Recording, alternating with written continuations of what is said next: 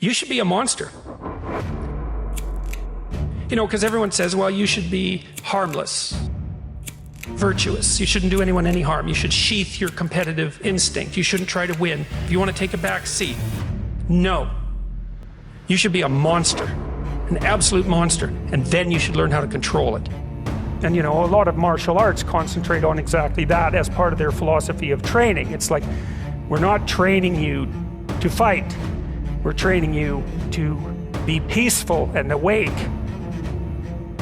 Someone who is incapable of cruelty is a higher moral being than someone who is capable of cruelty. And I would say, and this follows Jung as well, that that's incorrect, and it's dangerously incorrect, because if you are not capable of cruelty, you are absolutely a victim to anyone who is.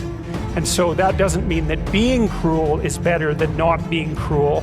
What it means is that being able to be cruel and then not being cruel is better than not being able to be cruel. If you're going to be a fighter, you have to want to win. And you have to want to hurt people. I mean, not for the sake of hurting them. That's what makes you different than an evil person. But you have to have that capacity. You have to develop that. And you know, that's the step on the way to enlightenment, weirdly enough, because that isn't what people think. It's very helpful for people to hear that they should make themselves competent and dangerous and take their proper place in the world, because it's the alternative to being weak. And weak is not good. And life is a very difficult process, and you're not prepared for it unless you have the capacity to be dangerous.